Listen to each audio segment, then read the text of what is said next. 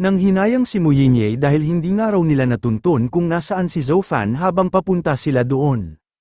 Sana nga raw ay nasa maayos itong kalagayan kung nasaan man ito ngayon. Nagtanong si Mu Yinye sa kanyang Uncle Hong kung tingin ba raw nito ay si Mu Yuan ang talagang totoong leader at may pakananang pang-aambush sa kanila. Napaisip naman si Uncle Hong sa tinanong sa kanya ng kanilang young lady, ibig sabihin ba raw noon ay may ibang tao pa na nasa likuran ng pangyayaring ito. Sinabi ni Mu Yinye na bago nga raw sila makarating doon ay nagtingin-tingin siya sa mga nadaanan nilang istasyon, napagtanto nga raw niya na ang mastermind ng pangyayaring ito ay isang tao na napakatuso. Kahit nga raw may utak si Mu Yuan ay hindi nga raw ito makakagawa ng ganoong kaayos na plano. May biglang napagtanto si Uncle Hong matapos marinig ang paliwanag ni Mu Yinye. Hindi na niya nga lang ito nabanggit dahil may bigla siyang naramdaman na malapit sa kanila. Sinabi nito na hindi niya nga raw nagugustuhan ang nararamdaman niyang ito. Naisip ni Uncle Hong na pakiramdam niya nga raw ay may malapit doon na halimaw at mukhang isa itong A-rank monster. Nagtaka si Mu Yinye kung bakit bigla na lang nabahala ang kanyang Uncle Hong, nagtanong siya dito kung ano raw ang problema. Bago umalis ay sinabihan ni Uncle Hong ang tatlong gwardya na protektahan daw ng mga ito ang kanilang young lady. Agad na ring sumakay sina Mu Yinye sa dala ng mga itong sasakyan dahil sinabi rin ni Uncle Hong bago ito umalis na hindi na raw sila maaaring magtagal pa sa lugar na yun. Napanood pala ng nakatalukbong na lalaki ang lahat ng nangyari sa pagitan ng grupo ni Mu Yuan at grupo ni Mu Yinye. Sinabi ng nakatalukbong na lalaki na hindi niya raw inasahan na may isinama pala si Mu Yinye na isang advanced warlord, mabuti na nga lang daw at hindi siya agad lumabas. Maswerte nga raw siya at pinauna niya si Mu Yuan kaya ito lang ang bumagsak sa mga kamay ng nagbabantay na advanced warlord. Pero may maganda na raw siya ngayong oportunidad para isagawa ang kanyang mga plano dahil bigla nga raw umalis ang matandang warlord. Halos 2 araw na rin daw siyang nagtatago na parang isang daga nang dahil sa kagagawan ng mga ito, oras ng araw para siya naman ang gumanti. Pinatunog na ulit ng lalaking ito ang dala niyang instrumento. Sinabi ng nakatalukbong na lalaki na kung mamamatay man daw siya doon, sisiguraduhin niya nga raw na isasama niya si Mu Yinye sa kanyang hukay. Habang nasa biyahe ang grupo ni Mu Yinye ay may biglang napansin ang gwardya nitong babae na si Xiao Lei. Masasalubong nga raw ng kanilang sinasakyan ang isang malaking monster herd. Agad na nagsibaba si Mu Yinye sa sasakyan para makagalaw sila ng maayos. Sinabihan ni Xiao Lei ang dalawa pa niyang kasamahang gwardya na kailangan daw nilang protektahan ang kanilang young lady. Sinabi ni Mu Yinye na eksakto nga raw ang pag-atake sa kanila ng mga halimaw noong sandaling umalis ang kanyang Uncle Hong. Hindi nga raw ito nagkataon lang, dahil pinlano nga raw ang pag-ataking ito.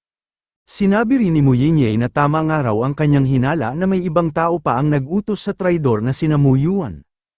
Pinangunahan ni Xiao Lei ang pagdepensa at agad na inatake ang papalapit na lumilipad na halimaw. Sa labang ito ay ginamit ni Xiao Lei ang malakas niyang skill, pero napaatras pa rin siya ng malayo nang dahil sa pag-atake ng halimaw. Mabuti na lang at nasalo rin agad siya ng isa pa niyang kasamahan. Nagulat si Xiao Lei sa lakas na taglay ng nakalaban niyang Wind Claw Beast.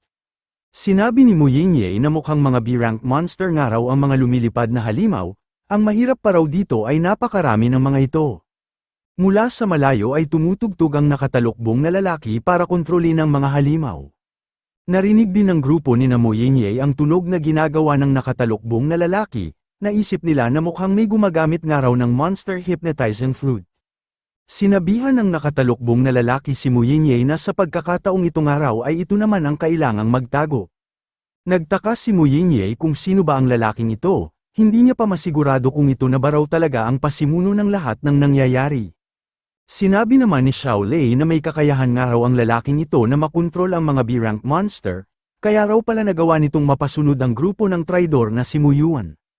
Sinabi rin ng isang gwardya na hindi rin daw siya pamilyar sa mukha ng lalaking ito, malamang nga raw ay isa ito sa mga taong napilitang magtago noong nagkaroon sila ng pag-iimbestiga sa kanilang angkan. Pinagpatuloy ng nakatalukbong na lalaki ang pagpapatunog sa kanyang flute at inutusan ng mga Wind Claw Beast na durugin ng pinong-pino ang grupo ni Mu Yinye. Sinabihan ni Xiao Lei ang dalawa pa niyang kasamang gwardya na samahan daw ng mga ito ang kanilang young lady para tumakas, at siya na nga raw muna ang magpapaiwan at makikipaglaban doon.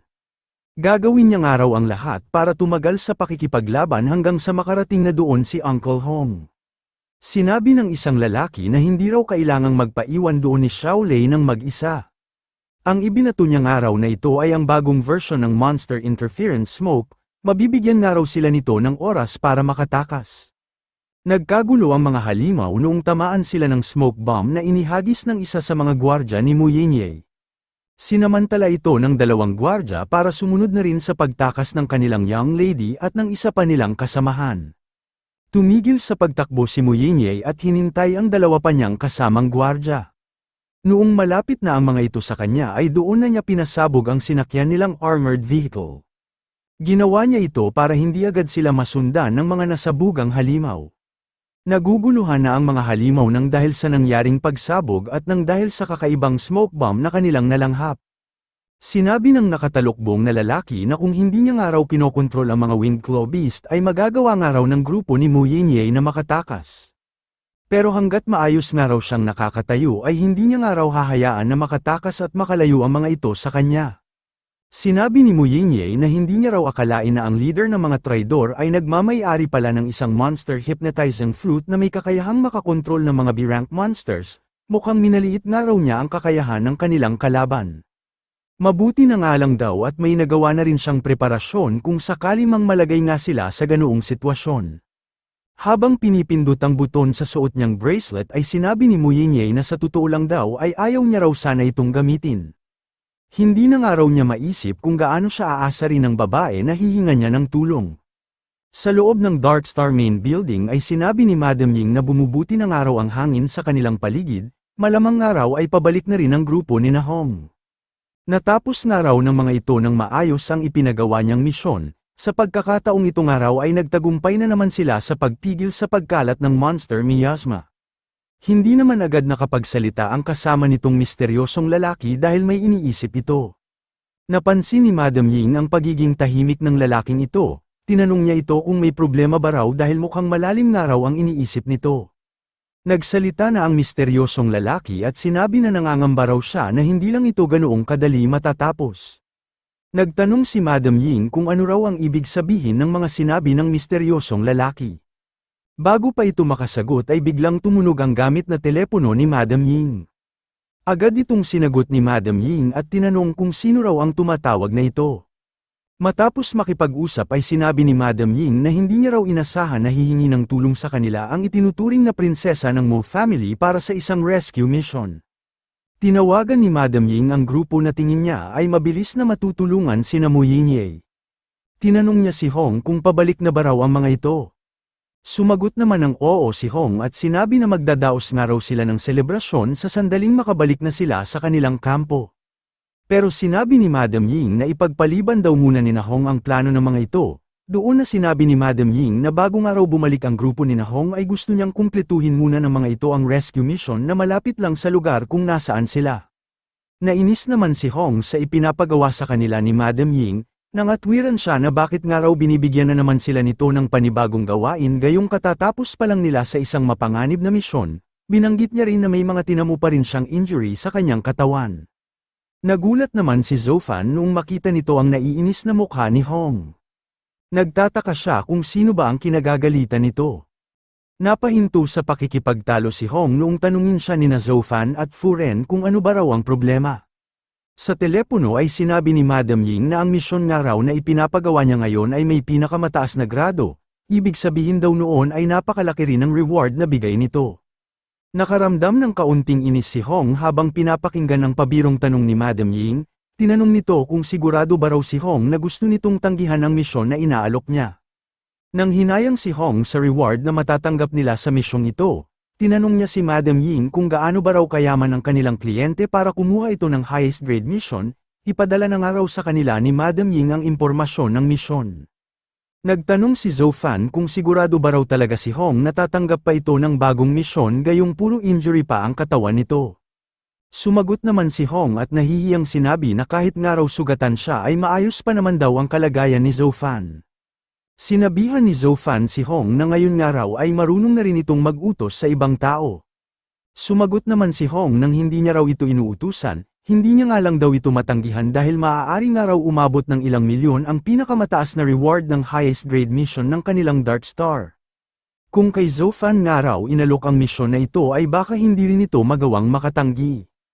Nagtanong si Zofan kung sino nga raw kaya ang kliyente nila para gumastos ng ganoong kalaking pera para lang sa isang rescue mission.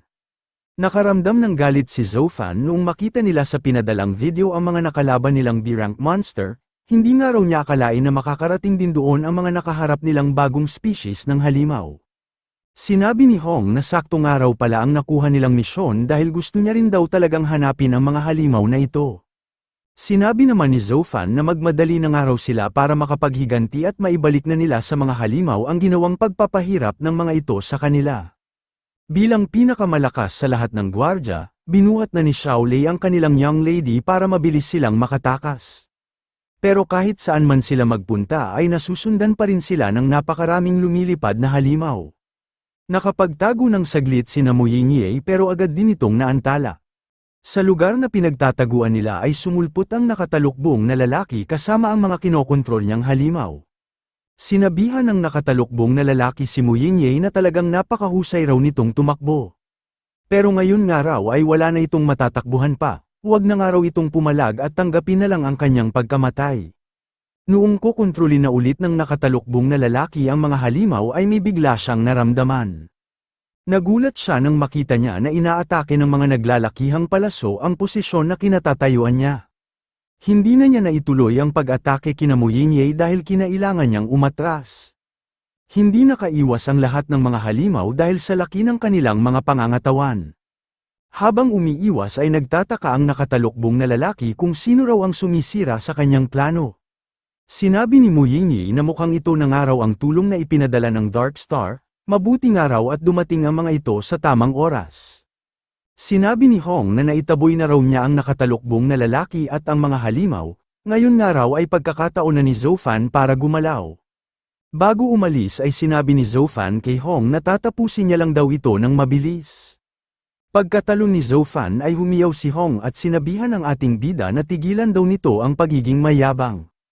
Huwag nga raw nitong kakalimutan na protektahan ang kanyang sarili dahil hindi nga raw biro na kalaban ang lalaki na gumagamit ng flute at ang mga kinokontrol nitong halimaw. Sinabi ni Zofan na oras na nga raw para bawian niya ang walang hiya na nagtangka sa kanyang buhay. Agad na hinipan ng nakatalukbong na lalaki ang gamit nitong flute dahil mukhang dumating na nga raw ang tulong na hinihintay ni Mu Yingyei. Kapag hindi niya nga raw ito napatay agad ay mawawala na raw siya ng pagkakataon. Inutusan ng nakatalukbong na lalaki ang mga kinokontrol niyang winged claw beast na bilisan na ng mga ito ang pagpatay kay Mu Yingyei. Habang pinapatunog ng nakatalukbong na lalaki ang gamit niyang flute ay may biglang lumapit sa kanya na gumagamit ng skill na Shadow Flash Blade. Nagawa namang makaiwas ng nakatalukbong na lalaki sa ginawang pag-atake ni Zofan. Pagkaiwas nito ay nakilala niya rin agad ang skill sword na ginamit ng ating bida. Habang nasa ere ay inilabas ng nakatalukbong na lalaki ang kanyang nakatagong sandata. Noong mailabas ng nakatalukbong na lalaki ang kanyang dagger ay agad nitong ginamit ang kanyang C-rank combat skill na tinatawag na Snow Blast Preliminary Form. Sinabi ng isang gwardyang lalaki na ang Snow Blast skill na ginamit ng nakatalukbong na lalaki ay isa sa mga secret techniques ng kanilang angkan. Pero nagawa nga raw agad nitong magamit ang preliminary form ng skill na ito. Sinabi naman ni Xiaolei na bukod nga raw sa may kakayahan ang kalaban nilang lalaki na kontrolin ang mga halimaw, ay may lakas rin daw ito ng isang intermediate warlord. Napapaisip siya kung magagawa ba raw kaya ng binatang tumulong sa kanila na talunin ito. Hindi maalis ni Mu Yingyei ang tingin nito sa binatang tumulong sa kanila. Kahit nakasuot ito ng maskara ay nakilala niya agad na ito si Zofan. Naisip niya na mabuti nga raw at buhay pa rin ito.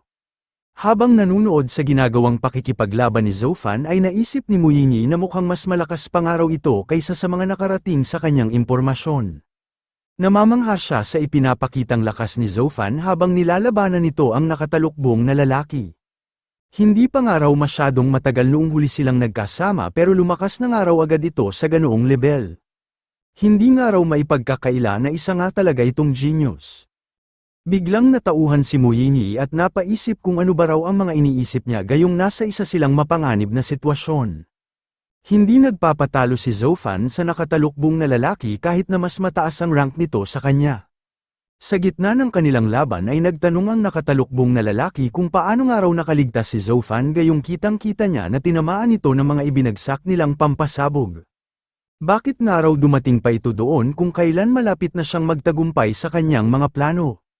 Sinabi rin ng nakatalukbong na lalaki na dahil nga raw naroon na rin si Zofan, isasama na rin daw niya ito kapag inilibing niya ang bangkay ni Mu Yinye.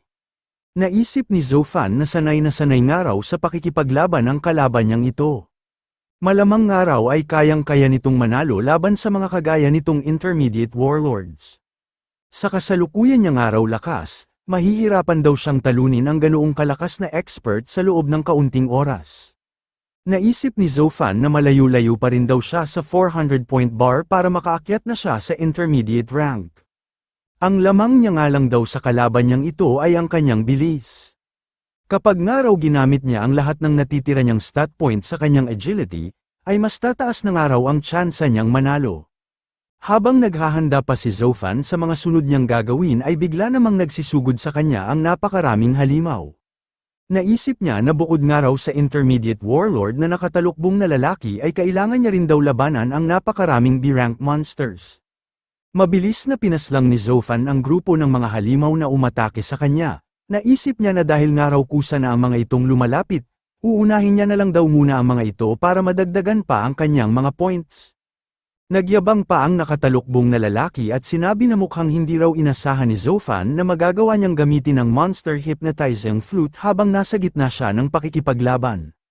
Walang-wala nga raw sa kakayahan niya si Zofan, para sa kanya ay isa nga lang daw itong walang kwentang sagabal na kailangan ng patayin. Isinabay ng nakatalukbong na lalaki ang paggamit niya ng kanyang skill sa pag-atake ng mga kinokontrol niyang halimaw. Tuwang-tuwa siya dahil mukhang hirap na nga raw si Zofan.